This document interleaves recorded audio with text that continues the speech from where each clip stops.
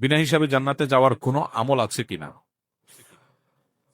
যদি কোনো ব্যক্তি আল্লাহ সুবহানাহু ওয়া তাআলার প্রতি তাওয়াক্কুল করে, ভরসা করে, এত বেশি তাওয়াক্কুল করে, এত বেশি ভরসা করে, যেই তাওয়াক্কুল, যেই ভরসার কারণে তিনি তার অসুস্থতায়, বিপদে আপদে শুধু আল্লাহর উপরেই তাওয়াক্কুল করেন, বাহ্যিক বৈধ এবং জায়েজ বিভিন্ন মাধ্যম বা উপকরণ দিয়ে তিনি মুক্তি লাভের চেষ্টা না করে ইমানের সর্বোচ্চ শেখরে যিনি আসীন হতে পারেন, এই লেভেলের আল্লাহর উপর তাওয়াক্কুল বা ভরসা যদি কারোর থাকে, তাহলে সেক্ষেত্রে সেই শ্রেণীর মানুষদের বিনা হিসাবে জান্নাতের কথা হাদিসে বলা হয়েছে। এক হাদিসে নবী সাল্লাল্লাহু আলাইহি ওয়াসাল্লাম ৭০,০০০ মানুষের কথা বলেছেন বিনা হিসাবে জান্নাতে যাবেন। এই টাইপের, এই শ্রেণীর আপার ক্লাসের মানুষ।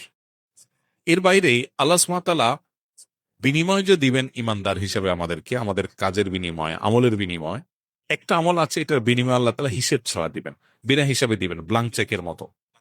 সেটা হলো সবর। আল্লাহ তাআলা বলেছেন, ইন্নামা ইউওয়াফাস সাবিরুনা আজরাহুম বিগাইরি হিসাব, নিশ্চয়ই ধৈর্যশীলদের বিনিময় দেওয়া হবে হিসেব ছাড়া। এজন্য ধৈর্যশীল হিসেবে যদি আমরা নিজেদেরকে এস্টাবলিশ করতে পারি, সবর করতে পারি, সবকিছু যদি মন মতো হয়ে যায়, তাহলে তার সবরের ব্যাপার নেই। আমাদের দেখা যায় অনেকেই নিজের মনের বিরুদ্ধে একটা জিনিস হলো, একটা চাইলাম হইলো না, একটা কথা বললাম হলো না, তখনই মেজাজটা গরম হয়ে যায়।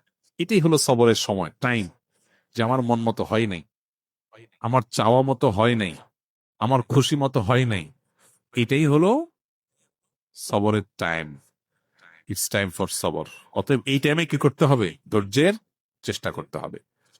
অনেক সময় অনেক মানুষ আছে দেখবেন, খুব ভালো মানুষ, কিন্তু যখনই তার মনের বিরুদ্ধে কিছু হয়, চাওয়ার বিরুদ্ধে কিছু হয়, তার কথা বিরুদ্ধে কিছু হয়, বলে গেছে একটা হইলো আরেকটা, চাইলো একটা হইলো আরেকটা, তখনই তার মাথা গরম হয়ে যায়। এর নাম বেসবর, এর নাম অধৈর্যশীল।